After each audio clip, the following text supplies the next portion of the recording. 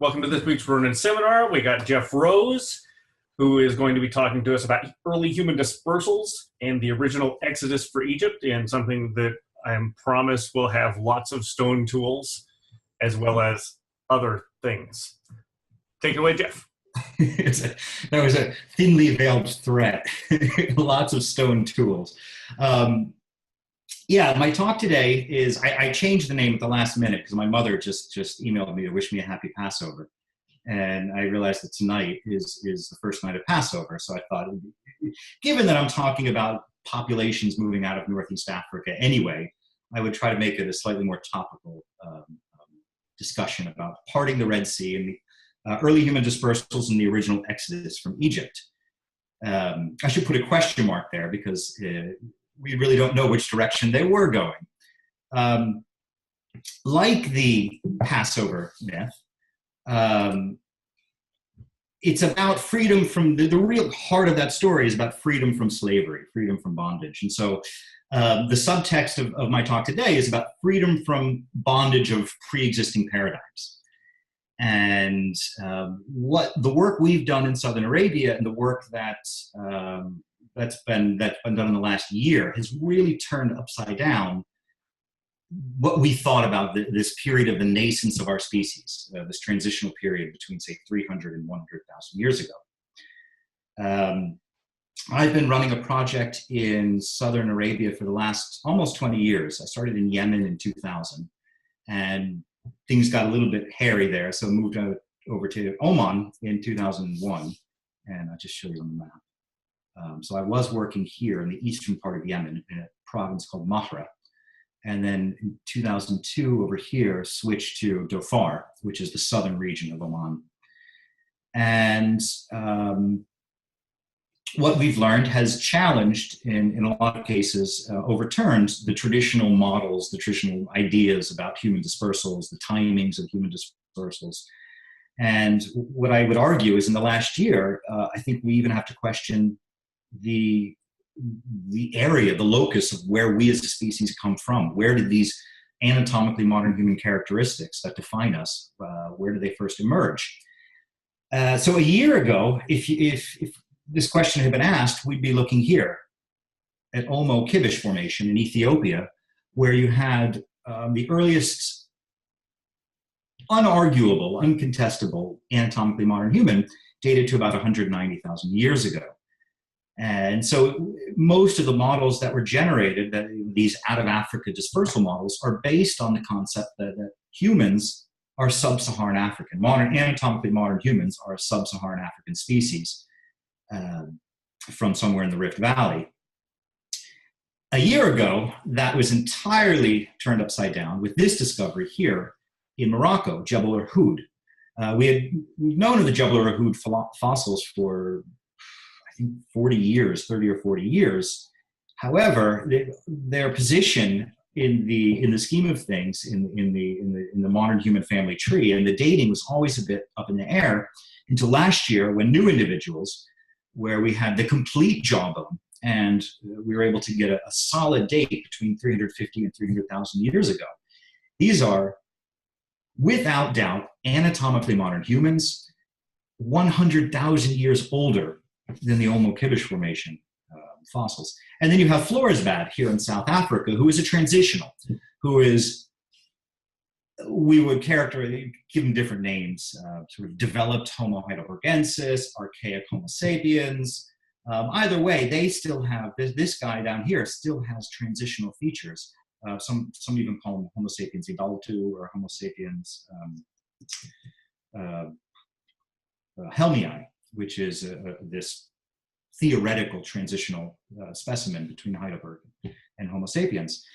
And then you've got Jebel Irhoud, which just turns the whole thing upside down because they are clearly, without doubt, modern humans, and they're older than Floresbad and Homo Kibish by a considerable amount of the time. And then about 6 months ago, Mislia Cave maxilla was announced, and this dates to about 200,000 years ago. And here we have a complete upper jawbone with a fully parabolic modern human jaw 200,000 years ago in an area that was not supposed to be inhabited by modern humans. There's supposed to be Homo heidelbergensis and Neanderthal in this zone. it's been fun following along this Kesem cave, which was discovered 20 years ago or so during a road construction work outside of Tel Aviv.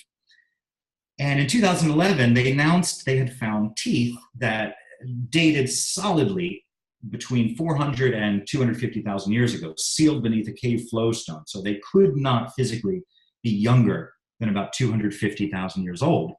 And sealed beneath this flowstone was a highly advanced lithic toolkit, stone toolkit, as well as these teeth, which were falling within the range of anatomically modern humans. And they were falling outside of the range of those transitional forms I was showing you in Africa, the Homo helmii, Homo sapiens evoltu, between these other, and also the Neanderthals from the Levant themselves. These were much smaller and within the range of anatomically modern human teeth. Now, nobody took that very seriously in 2011. They published another set of teeth in 2016 that was coming to the same conclusions. And only last year, after the Mislia cave maxilla was published, have people come back and started paying attention to Kesem Cave. And then you've got Galilee Man, who was found in the 1930s. And there are probably about at least 20 different articles arguing about where we should put Galilee Man. This Zutia skull is the technical name for the specimen. And there have been arguments for 80 years now about, is this an archaic Homo sapiens? Is this modern Homo sapiens? Is it a transitional between Near Eastern, is it transitional between Near Eastern Neanderthals or transitional between Near Eastern moderns? And every single report comes to a different conclusion. And it's a fascinating case study in our confusion about the Levantine specimens, what to do with these specimens, because they're not quite robust enough to be Neanderthals. They're not quite gracile enough to be modern humans. And now, in light of Jebel Irhoud, Mislia, and Kesem Cave, we look back on Zutia and wonder, wait a minute, what if he is a modern human? And so I like showing this map because it is dead wrong. So this map, I label it 2017 because this is what if you look up in a textbook, where were the earliest archaic Homo sapiens and early human fossils between 300, 200,000 years ago, you'd see this. You'd have really nothing, a few transitional forms here in sub-Saharan Africa, and then this guy. 1 year later, the earliest anatomically modern humans between 300 to 100,000 years ago are only in the arid belt, in the Sahara-Arabian arid belt, stretching from Jebel Irhoud to Mislia Cave here. And I've been writing a textbook for the Omani government the last year about human evolution, so on speciation. So I've had to go back and go back to some of the basic concepts I probably should have been studying more in graduate school. And one of them is allopatric speciation. So going back and looking at how does allopatric speciation happen? Where does it happen? It occurs when there are populations that are cut off from the main gene pool, from the central stable habitat. They become cut off, and they're in peripheral locations where they're challenged through very selective pressures for survival. And biologically or culturally, they come up with certain adaptive solutions. So in our case of anatomically modern humans, we have the shrinking of the jawbone. We have the changing of the muscles that are holding the head up and are holding the jaw in place, so that I can do what I'm doing right now. I can talk. I can flap my jaw at incredibly high frequencies with relatively light load-bearing effort, which enables me much greater capacity for speech and for communication, which then causes all kinds of other changes. So it opens up the prefrontal cortex and allows for this vast expansion in executive functioning of the brain. Executive functioning is what controls anticipation, stimulus control, weighing right from wrong, sociability, behavioral flexibility, all of the things that we come to define as modern human behavioral characteristics come from this executive functioning of the prefrontal cortex. And this is what we begin to see appearing, not in sub-Saharan Africa, but in the Sahara-Arabian arid belt. So that's the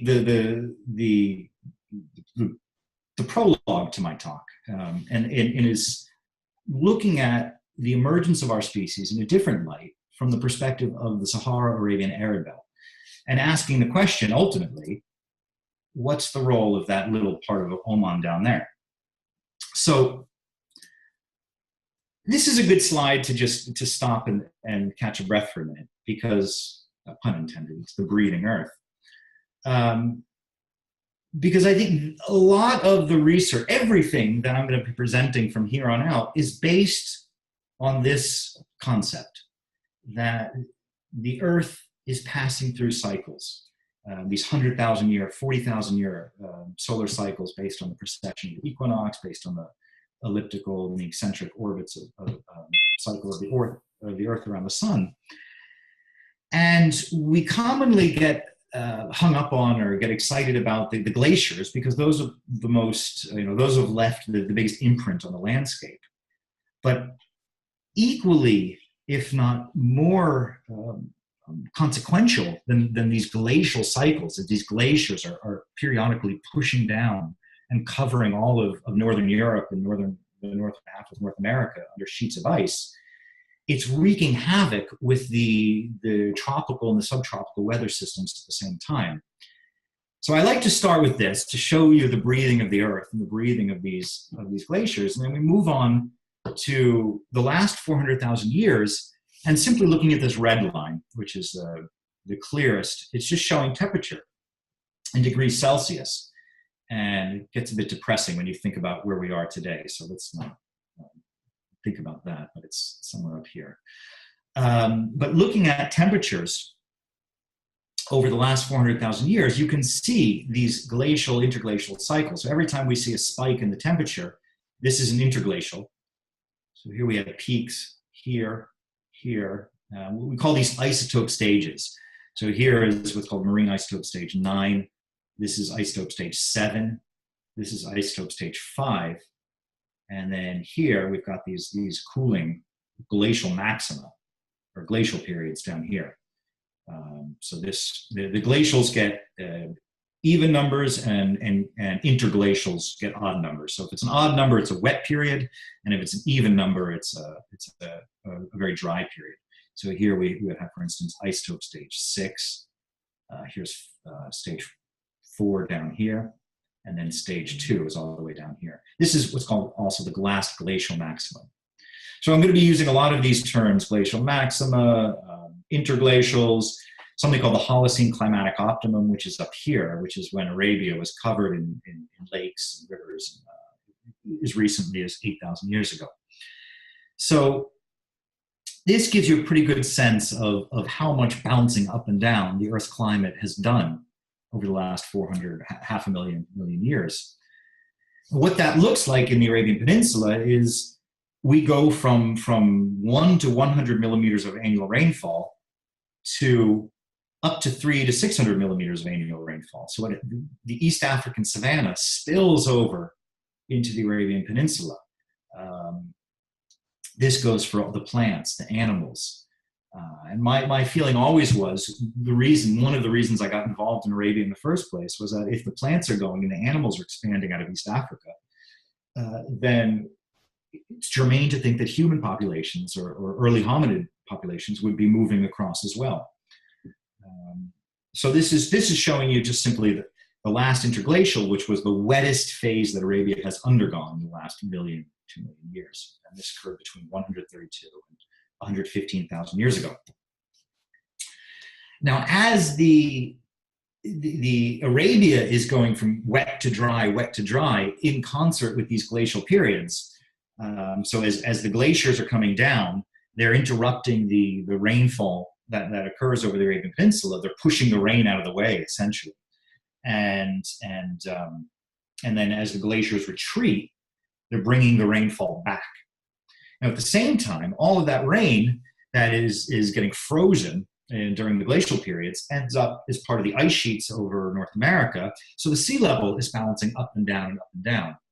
And so while we have, so there's two different things happening across the landmass that we know as the Arabian Peninsula. One is that the glacials, the interglacial periods are pulling rainfall into the interior. Sea level is up at this point. Now, when the glaciers begin to come down across North America and across Europe, the sea level is dropping because all of that water is getting locked up in the glaciers. So here, again, showing you the last 500,000 years. So here's 450,000 years ago, 400,000 years ago. The axis is shifted. It's a little bit confusing. But here, looking at it at this reverse axis, now you're seeing the exact same thing happening, where here's isotope stage 9, isotope stage 7, isotope stage 5. And all of these periods, you have the sea level popping up to its current levels, and then slowly drifting down and down and down. And what's really amazing about this, this map, and if you think about this, here's sea level at 0. So here's the current level.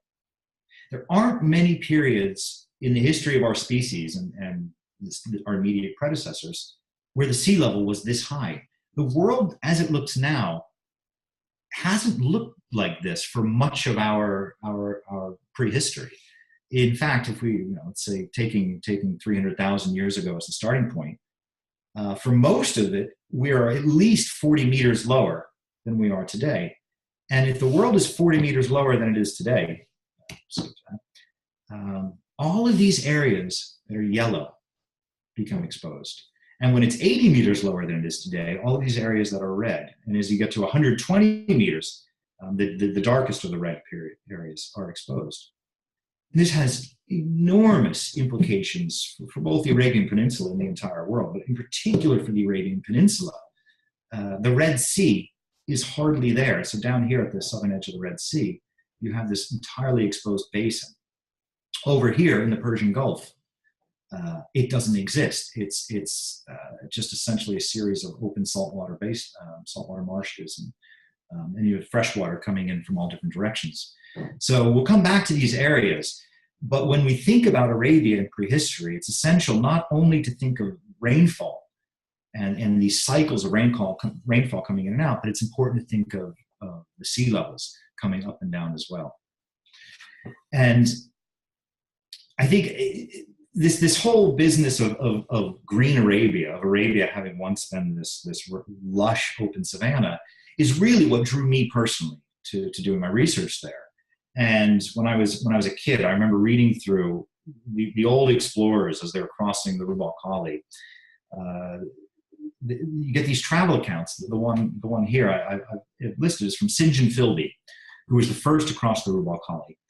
And they're outside of the UAE in Abu Dhabi Emirate. He says, "My attention was attracted as we marched by a white object. In a moment I had called a halt. And for the next 2 hours, the whole party was busy collecting freshwater shells from an immense deposit, and not only shells, but a splendid lot of quite beautiful flint implements of ancient man." And so here you've got all of these travel accounts of these lake basins, these old lake marls. This is what he's talking about, these white objects. These old lake basins in the middle of the largest sand sea in the world, with stone tools littering the shorelines. And so I put this picture in because this is the first one that I had seen that I actually had come across, and they are amazing. The picture doesn't do it justice, but it's so anomalous to be driving across this sandy desert and suddenly to see this white, flat lake deposit.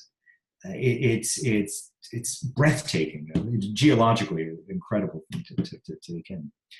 So with those lakes of the Arabian interior, with the grasslands, you have the herbivores that go with them, all these Pleistocene giant herbivores. So we have Bos primigenius, which is wild cattle,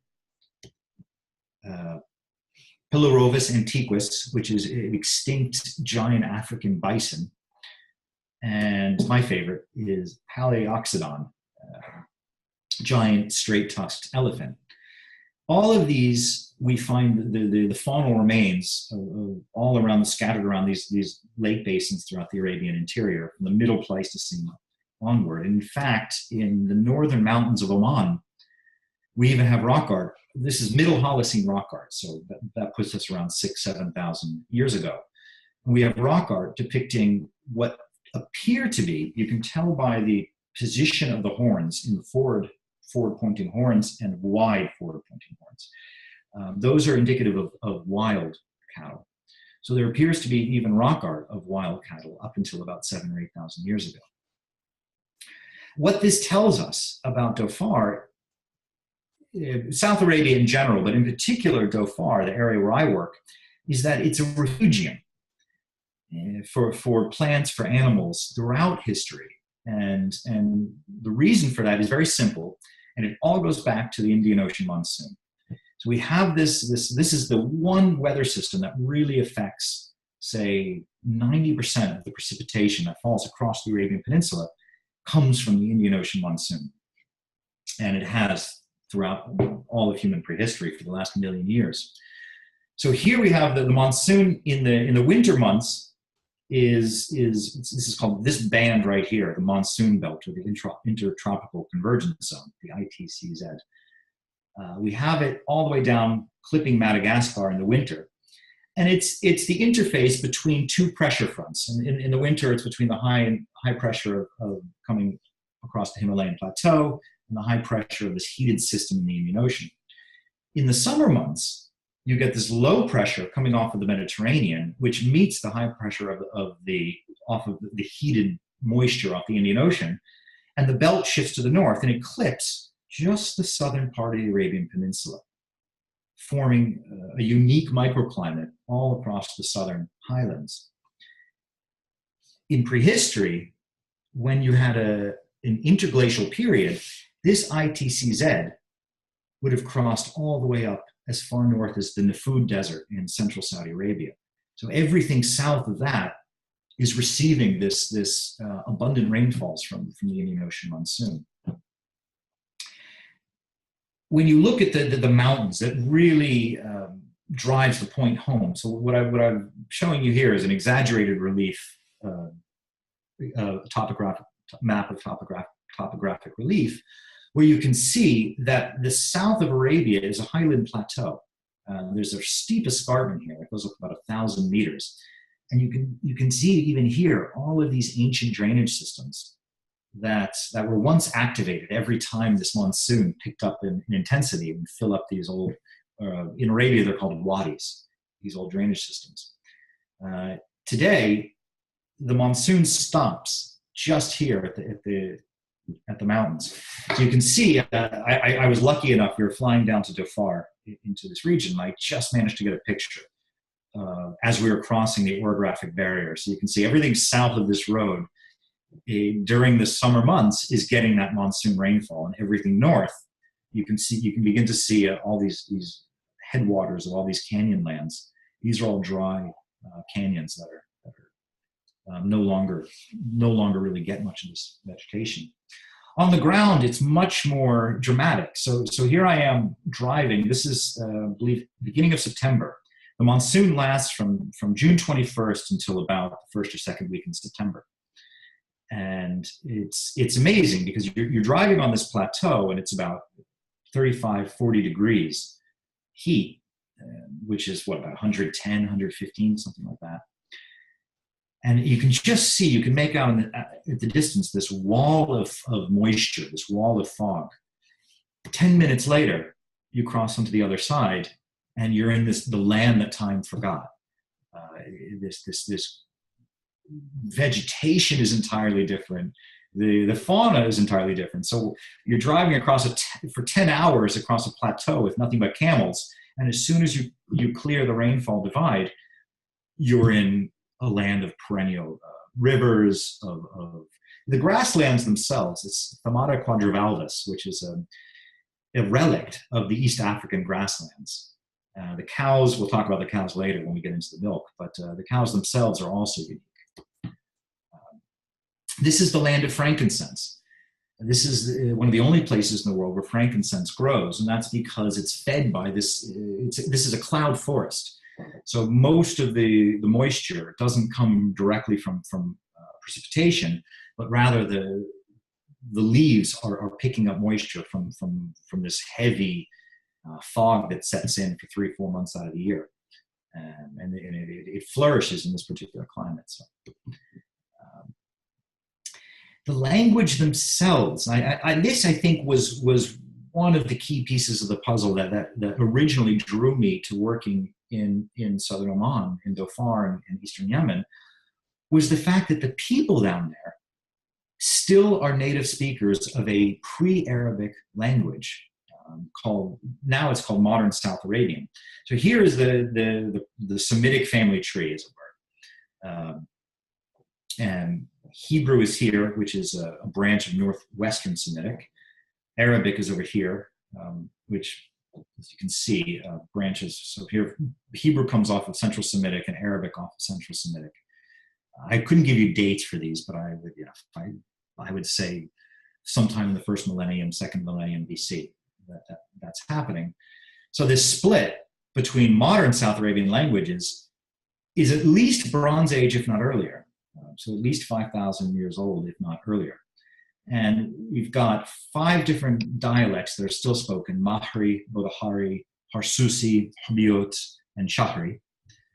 There's probably not more than 10,000 speakers left on Earth.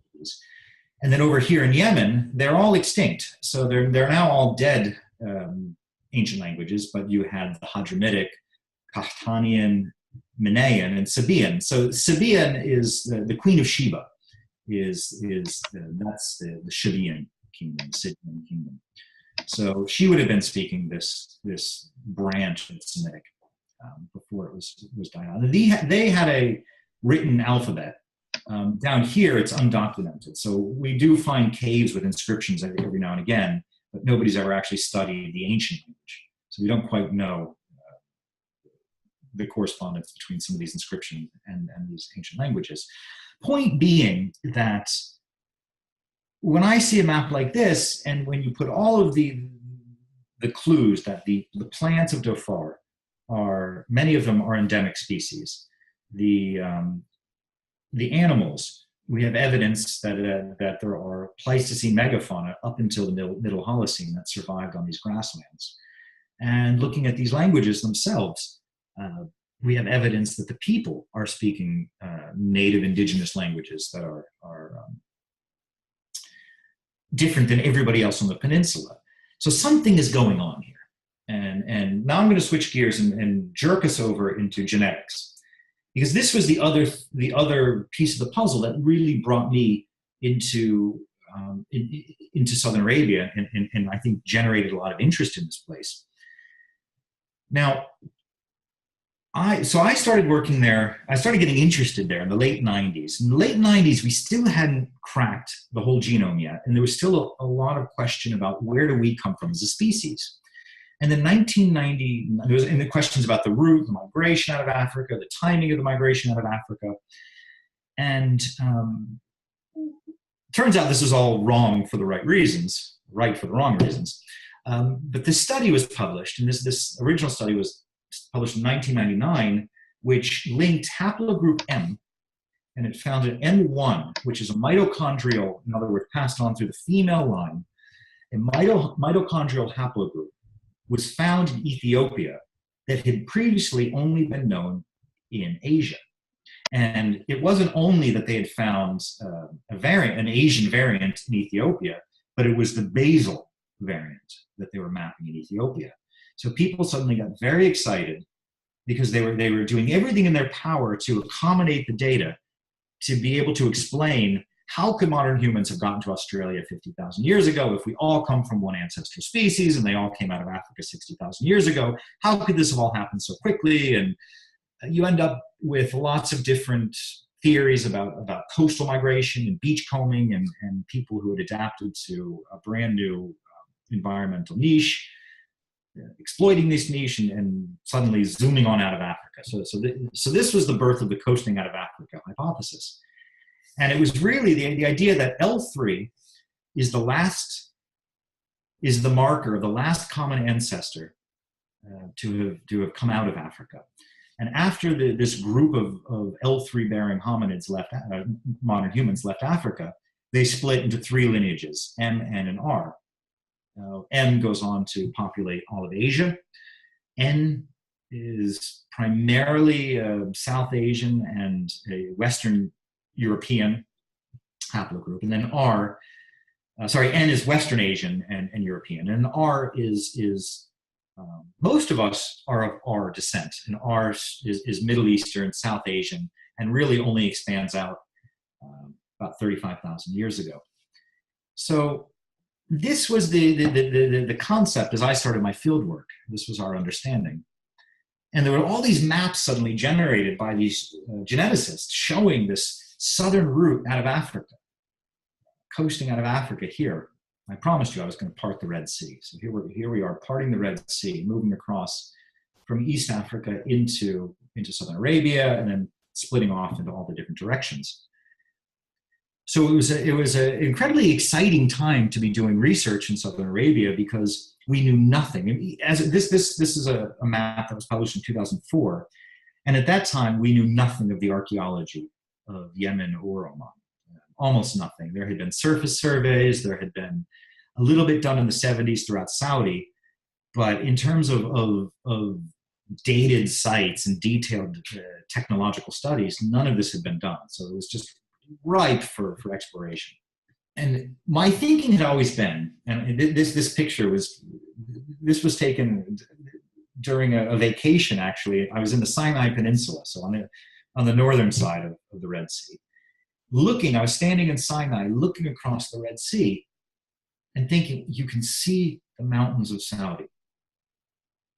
If I'm a hominid, if I'm an early modern human living in Djibouti, for instance, and I wake up every day for how many tens of thousands of years, and I see this at sunrise, at some point, I'm going to figure out a way of lashing some logs together and look at what's on the other side. And so at its simplest level, my research was simply asking, did anyone want to know what was on the other side? Did anyone scratch their head and think, I'm going to cross the Red Sea because there's something over there? And it becomes an even simpler matter of crossing. So nowadays, if I were to cross at present, this is this blue line here, showing that it's about 20 to 30 miles if you're crossing it with sea levels at their current level. Drop the sea level. So 21,000 years ago, when the sea level was 120 meters lower, if you drop the sea level, all you've got is this bit to cross.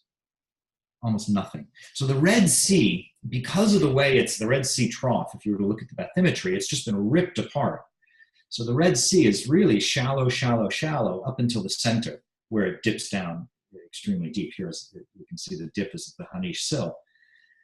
So in certain periods, when the sea level was 80 or 120 meters lower than it is today, which as I showed you earlier, was for the majority of the history of our species, you only have 2 kilometers to get across, which, I used to be a swimmer. I could do 2 kilometers in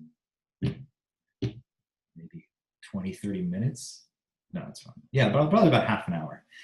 On a slow day, you could do about 2,000 meters in about half an hour. So this is not a difficult swim, even if you're not a swimming species. It's an even easier raft ride. So all of the complex navigational technology that you need to get to Australia, which means crossing a body of water that you can't see onto the other side, none of that was necessary here. Here, you just had to lash a few logs together and float across to the other side. So it was an easy crossing.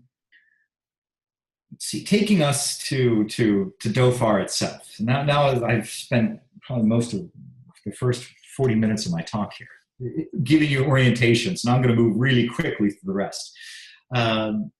Taking us to Dhofar itself, you've got this mountain range, which acts as the orographic barrier. And then behind the mountains, you've got all of these wadis, all of these canyons, which are dumping to the north, which are emptying to the north.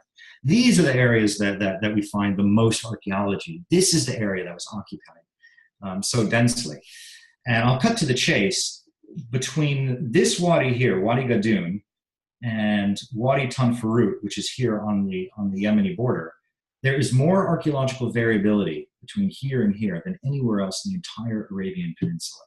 Every single time period is represented within that narrow, that's about 100 kilometers, that drive. And every single time period is represented. And the density of sites is astounding in that one area. And the reason for that, there's two reasons. One is water. So it's actually very easy to find archaeological sites in the Arabian Peninsula and the entire Arab Belt. You just go where there are old water courses and you stick to them. Because humans cannot exist. We can't survive more than 2 or 3 hours from 2 or 3 hour walk from a water source. So it makes it very easy to find sites, and especially on a plateau where there's no depositional process, which it's fantastic. Archaeologically, you can see everything, but unfortunately, nothing gets buried. So it makes it very challenging for dating our sites. There are drainage systems which are on the scale of the Nile. This one in particular is over 1 kilometer wide.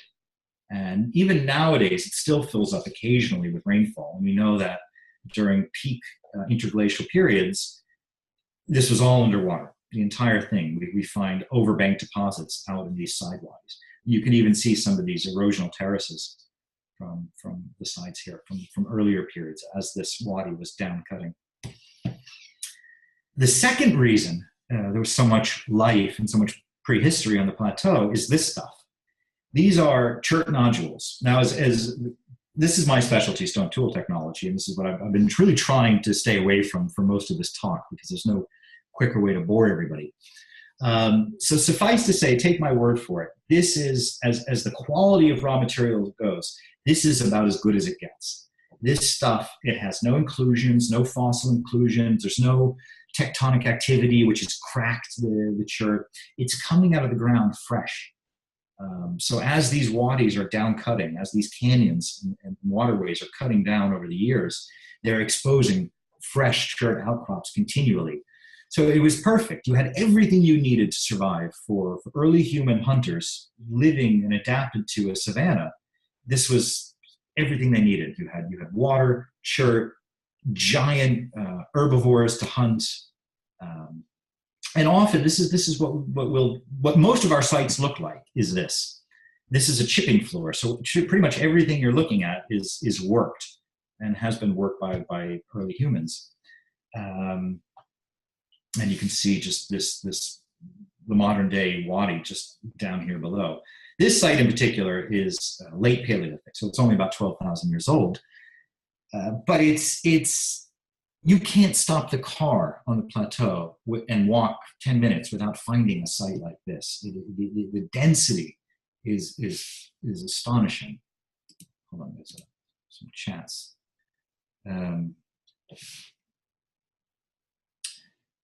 Okay, so the preservation is such, in a lot of cases, the preservation is such that you can show up to these sites and put these all back together again, put these flakes all back together again. So there's been very little post-positional disturbance. And again, what we're looking at is not that old. It's 12,000 years old, so it's a bit too young for the time period I'm talking about here. But it just goes to show the landscape is this natural museum. Now, what we do, and I've got to go into stone tools for a few minutes, so I'll do my best to make this fast and painless. What I do is I'm not so interested in the tools themselves, because to kill something on the open savanna, you need something pointy. So chances are you're going to have a spear point is going to be triangular shaped. So the tool itself is a function of its function. The shape of a tool is the function of its function. So it's not that informative, but how they created that tool is everything, because that's what we call the core reduction sequence, or the operating chain. This is language. This has to be taught. So normally when I'm doing this lecture and I'm teaching about stone tool technology, I'll call somebody up, I'll find the biggest student in the room, and I'll hand them a core and a hammerstone, and I'll say, go for it, take off a flake. And they'll be using all the strength and their power, and nothing will be happening, and nothing will come off. And that's because you have to understand the physics of the piece. You have to understand that you need a certain angle that has to be less than, it has to be an acute angle to be able to remove the flake. You have to be hitting it in the right way, and just the right. And once you understand that, you can be the smallest person in the room, and you can achieve far more. And So stone tool technology, how they created their tools, is culturally transmitted behavior. It's passed on from one generation to the next. So this is language. This is how we map hominid dispersals. This is how we look at, we're able to trace humans moving across the landscape. Bones, finding a bone is 1 in a million. There's very little bones can tell you about demographics and population movements. Stones don't go anywhere. They're the most durable aspect of the archaeological record. And when you're lucky in a place like Southern Arabia, where you have every stone exposed, we really can do quite a bit with reconstructing these sites and putting these technologies back together again. So for the last decade, last 15 years, we've been scouring these landscapes, looking for certain types of technologies that we would expect to find if you have modern humans coming out of Africa during certain periods of time. Now, from 2002 until 2010, this is for the first 8 years, all we were finding was this type of stuff, which is late Paleolithic, which is, as I said, about 10, 12,000 years ago, and not all that informative.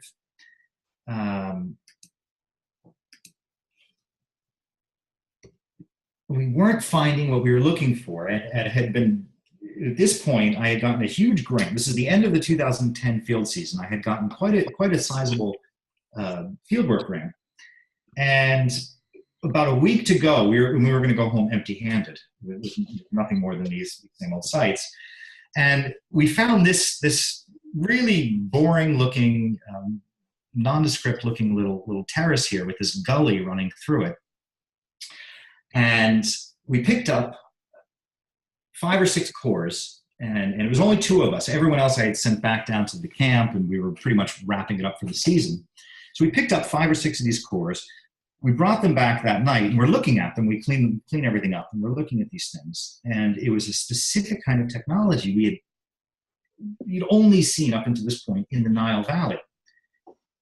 Now, by 2010, I had already written a 400-page book about early human migration out of Africa, and nowhere in that entire book, this was my PhD dissertation, and nowhere in that entire book did I mention the word Nile Valley or the word Nubian, because it never occurred to me, and it never occurred to anyone, that this was where modern humans would be coming out of during their initial expansion out of Africa. And yet we're looking at these, and in this one in particular, my God, this is a perfect Middle Paleolithic Nubian core. So canceled all our plans. We went back up to the site the next day, and within an hour, we had collected close to 50 of these things. Within 2 hours, we had 100 of them. And one of the aspects of Nubian technology is it's like a workshop. When they're making Nubian points, they're almost mass producing these things on a large scale. It's when we find them in Africa, it's just like this, and finding them here in Oman. So we found this one site. We thought, this is impossible. This is just, it's so obvious. How could the smoking gun of an expansion out of Africa be so clear? And luckily, we had a dating specialist, luminescence dating specialist, visiting us that week. And we took him to the site. And again, archaeologists, we see what we're looking for. For 8 years, I hadn't been looking for Nubian cores, so it never popped up when I was looking at the landscape. The same thing that the dating specialist is looking at this, and he looks here at this side of the section, and he goes, there's sediment there. That's Pleistocene sediment. We can go date that. So, okay, so we stuck a tube in, and he dated the section, and we had mapped the whole thing out. So here's just looking at a 3D digital elevation model, and you can see the gully running through, and this is where we had stuck the tube in for the date, and the date came back 107,000 years ago, which, okay, wasn't associated with any artifacts, but they were perfect in terms of when we expected to find a connection between the Nubians of Northeast Africa and the Nubians of Southern Arabia. This is exactly during isotope stage 5, during the last interglacial. This was perfectly contemporary with the Nubian sites in Africa. So it was all a bit too good to be true, and we had to go back down to the site to excavate some overburden, to check on, we needed to double check on some material for the dates. And as we were digging this thing back, so here was where we had stuck the OSL tube, the luminescence tube for the dating up here. And as I'm cutting this thing back, this guy pops up in the same geological level, at the same level as the OSL tube. And this is a classic Nubian core. We even named him Edgar. We were so excited. And it's not the prettiest discovery I've ever made, but probably the most important, because this really enabled us to then make the argument.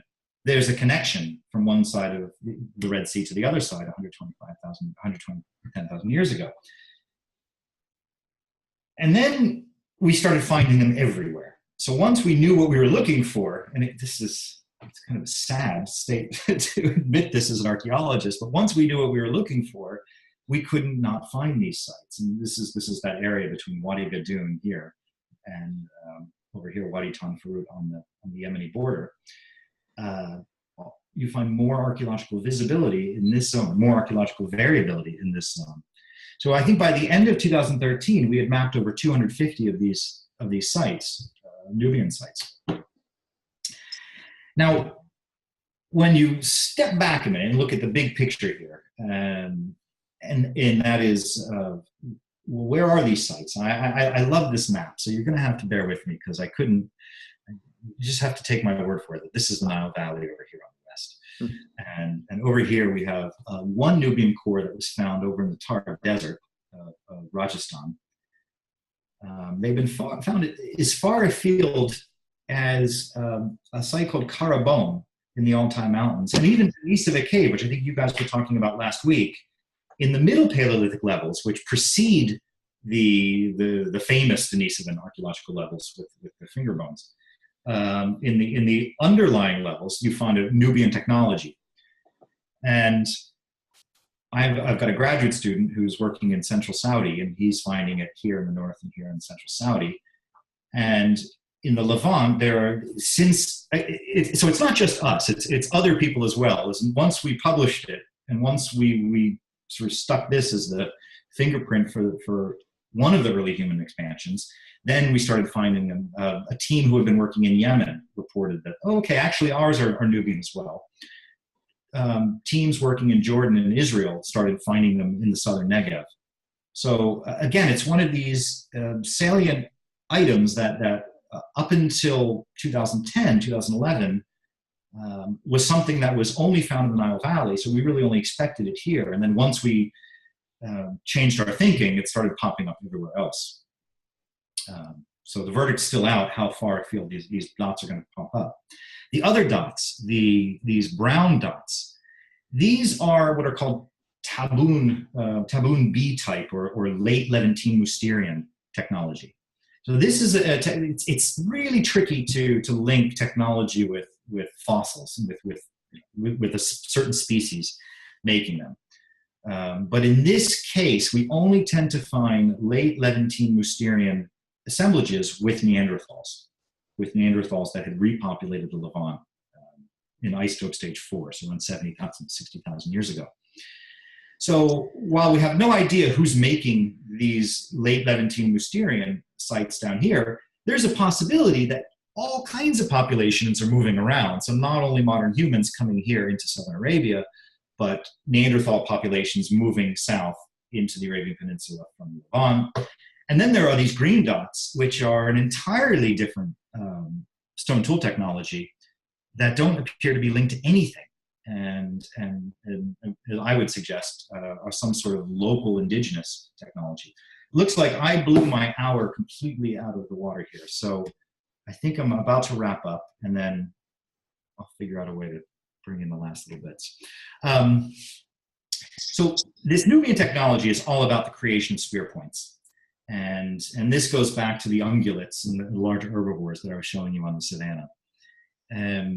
So the reason these are not hurled spears; these are thrust spears. And what I'm showing you here are just the negatives. So these are the cores that were used to make the tools. The tools themselves, all you can see is the scar from where the tool used to be. And it's these triangular spear points that were removed from this technology. This is a refit. So AB, B is the point, and A is the core. And AB appears where you can see they've been put back on top of each other. This is the distinctive Nubian technology. The reason I wanted to show you this wasn't just to show you the refit, to show you how the technology worked, but it's to show you something happens with our Nubians and with our Nubian technology over time. It shrinks down in size. So while in the earliest periods we find these huge spear points, in the later periods they're tiny. They're less than, often less than 3 centimeters in length. And if you we plotted them out from a bunch of different sites, and it came up with a nice bimodal distribution where the earlier Nubians were using these big, heavy spear points, and then the younger populations, these tiny little guys. The reason for that, we think, has to do with the shift to a different hunting technology as the peninsula is drying out. So they've migrated into the Arabian Peninsula during the last interglacial, when the whole thing was green and savannas, and they're hunting all of the Paleoxodon and the bison and wild cattle. By isotope stage 4, we enter into a mini ice age, and there's need for a new technology. So with the grasslands dying out, they lose access to the giant ungulates, the giant herbivores. So now they switch to gazelle, to reptiles, to the flat-tailed lizard, and to the now extinct Arabian ostrich, which went extinct in the early 20th century with the introduction of the rifle. Apparently, that was the end of that. The other reason this is important, and I promise you I'm coming to a close here. The other reason this was significant is not only that we see the shift to a later technology in the south of Arabia, but this later technology is identical to the transitional stone tool industry that we find in Levant, which becomes the basis for the Upper Paleolithic, for the modern human behavioral revolution. So that industry is known from a site called Boker Tahtit, which dates to about 50,000 years ago. And we see these typical small Nubian cores, bidirectional cores, and here we find the identical technology, and this is all the stuff we've got in Saudi Arabia. So without getting into all the nitty-gritty of why this is about the technology, suffice to say, it's a missing link. It's a kind of piece in the chain that gets us from the middle to the Upper Paleolithic and into this Upper Paleolithic revolution. And the reason for that is, as I said earlier, Arabia goes through a drying period. So the monsoon cuts out. What had been open savanna turns to desert, to the deserts we know today. But that's only in the south. So when you look at the rainfall, when we take the environmental proxy signals that are showing us when was Arabia at its wettest, well, here, southern Arabia, 120,000 years ago, is phenomenal. All throughout stage 5, when the Nubians are coming into the peninsula, we enter into an ice age. It gets a little bit better, but really it's just getting worse and worse and worse till the last glacial maximum. Same thing here in the southern central Negev, but not in the northern Negev. And this key difference might be why we even left the Middle East to begin with. Why there is an out of Arabia scenario, why we populated the rest of the world, was because Arabia turned to dust, literally. And the Mediterranean picked up the storms that are carried from the Atlantic to the Mediterranean to the Levant picked up in intensity. So you have this pushing and pulling mechanism where everyone's being pushed out of the Arabian Peninsula and pulled into the Near East, into the Levant, because of this now active Mediterranean storm system.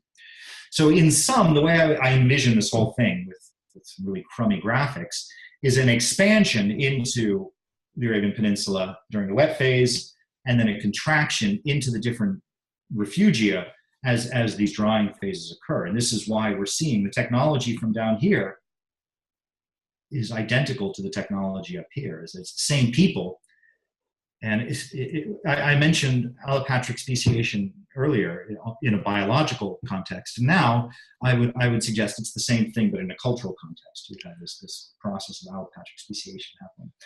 I think that's probably as far as I can take us today. I didn't get us anywhere near milk in mythology, but maybe I can come back and pick it up at a later date and finagle another hour. But for now, I think maybe better to turn it over to questions before I introduce a whole new subject matter. Excellent. Thank you very much.